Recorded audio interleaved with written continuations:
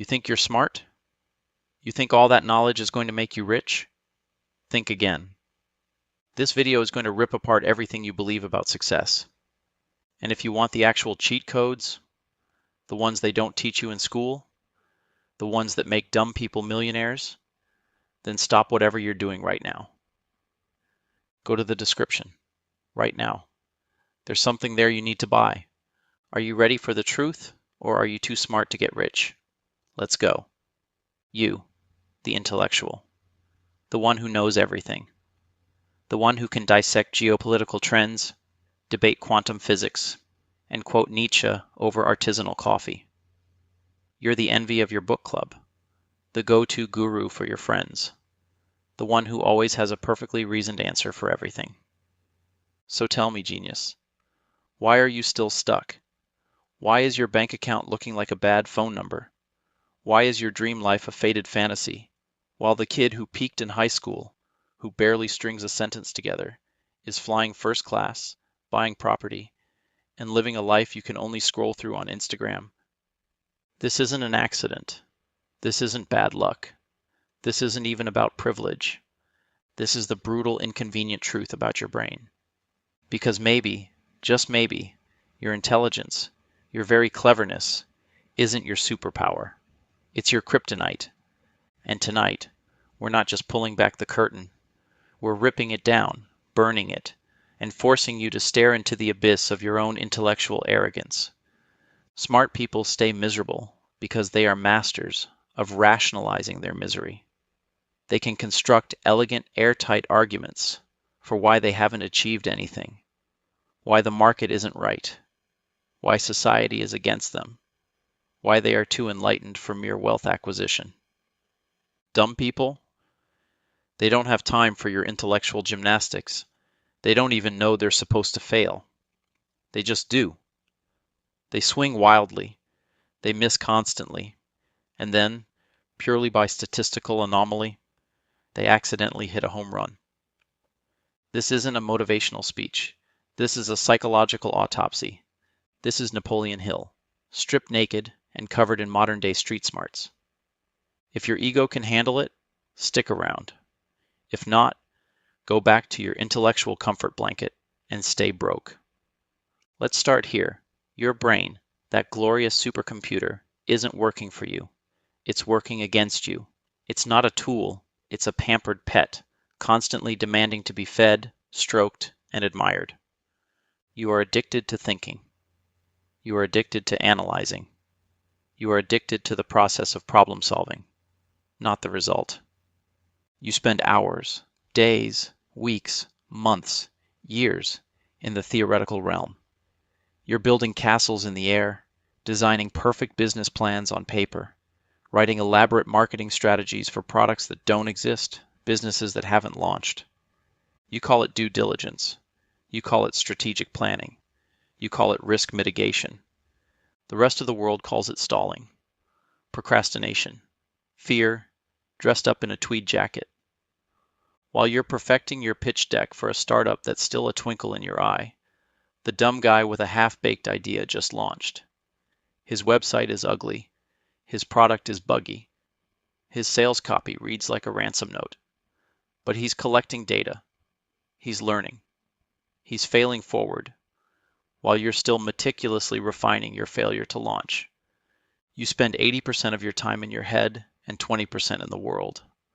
The dumb ones spend 80% in the world and 20% figuring out how to stop bumping into furniture. Guess who gets more done? Your biggest dopamine hit comes from a new insight, a clever hypothesis, a perfectly articulated argument. Their biggest dopamine hit comes from a sale, a finished project, a result. You're masturbating your intellect. They're just getting things done. And in the real world, results pay the bills, not intellectual prowess. Smart people are obsessed with guarantees. You demand a roadmap, a blueprint, a statistically significant probability of success before you even dip a toe in the water. What's the market size? Show me the historical data. Can we A/B test every single variable until we achieve optimal conversion rates? You want a scientific formula for success. You want to eliminate risk, remove uncertainty, predict every outcome. And this is precisely why you're condemned to mediocrity. Every truly groundbreaking innovation, every disruptive business, every life-altering leap of faith exists in the realm of radical uncertainty. Did Elon Musk have a guaranteed path to Mars? Did Jeff Bezos know Amazon would dominate global retail when he started selling books from his garage? Absolutely not. They had a vision, a burning desire, and a terrifying willingness to leap into the unknown. The dumb ones are less burdened by the need for perfect logic. They operate on gut feeling, on pure impulse, on a why not mentality. They see a trend, they jump on it, they iterate wildly, and often they accidentally stumble upon a goldmine. You're waiting for the perfect moment. They're creating moments. You're analyzing the waves. They're surfing them, often falling, but always getting back on the board.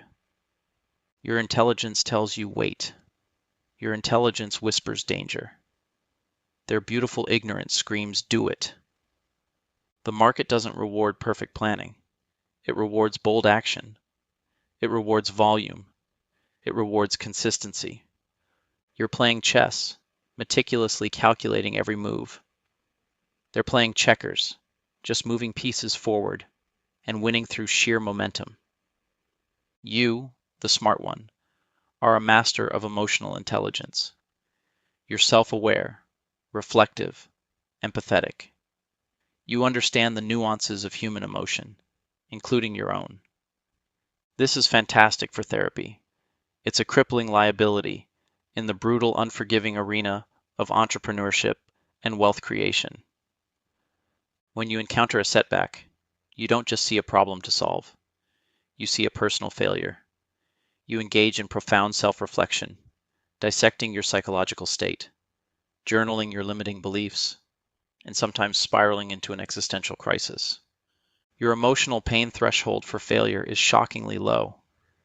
The idea of public humiliation, of being seen as not smart, is a fate worse than death.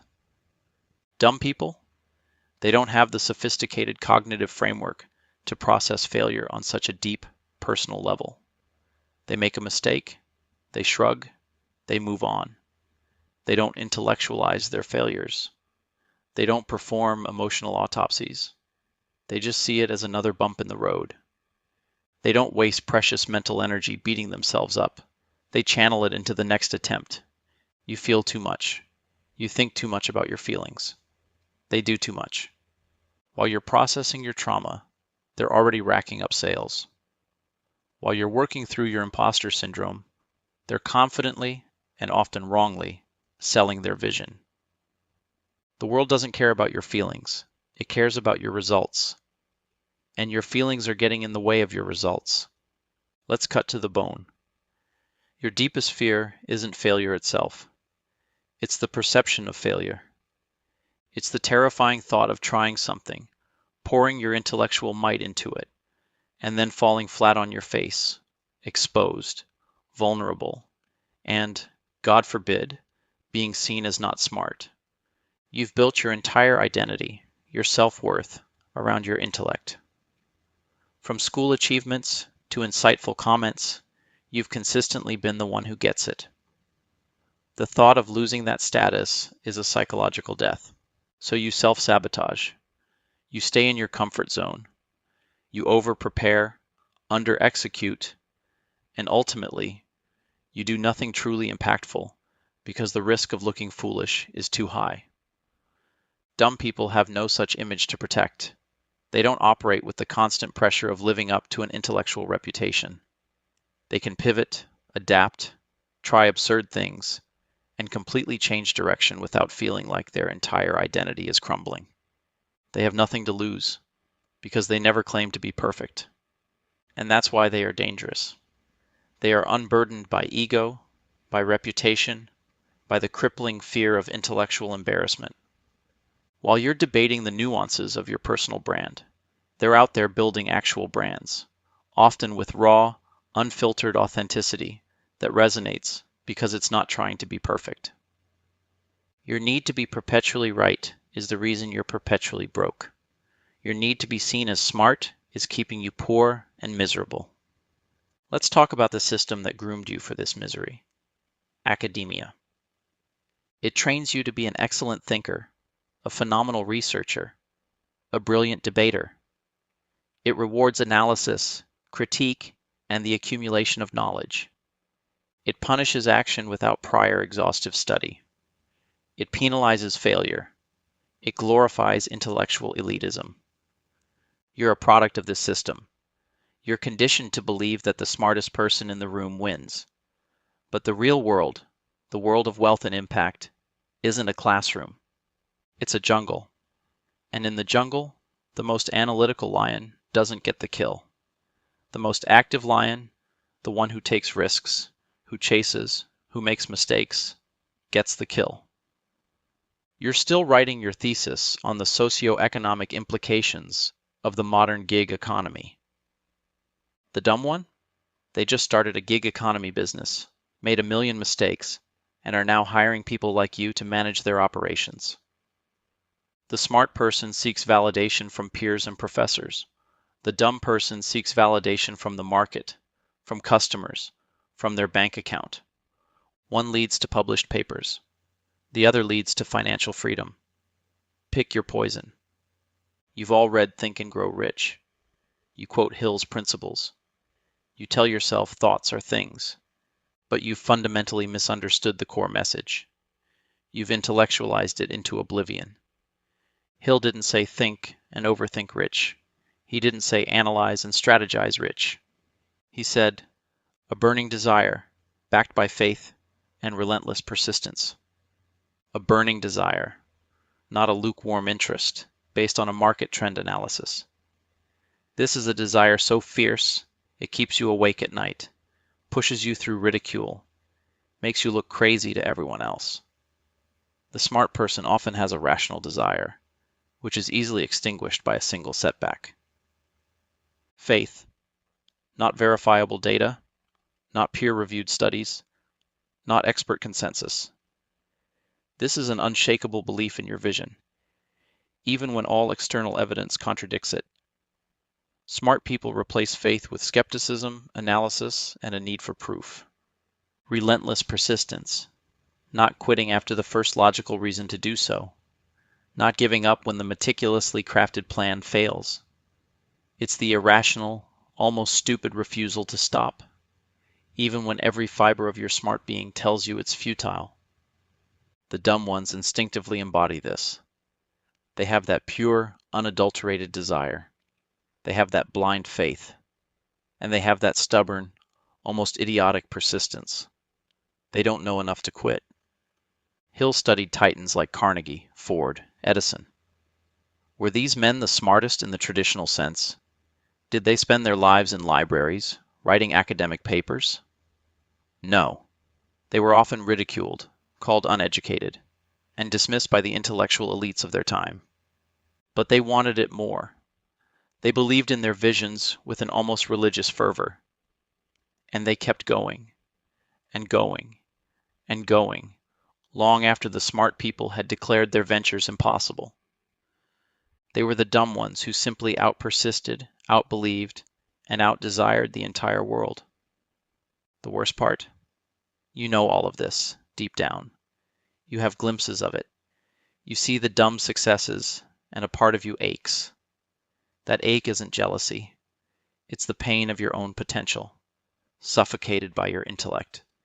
It's the realization that all your knowledge, all your insights, all your finely honed critical thinking skills are forming the bars of your own gilded cage. You're like a racehorse, meticulously bred for speed, but too smart to leave the stable because it's calculated the probability of falling.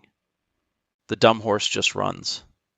This feeling in your gut right now, this discomfort, this anger, this defensiveness, that's the sound of your ego fighting for its life. That's the pain of a truth you've desperately tried to ignore.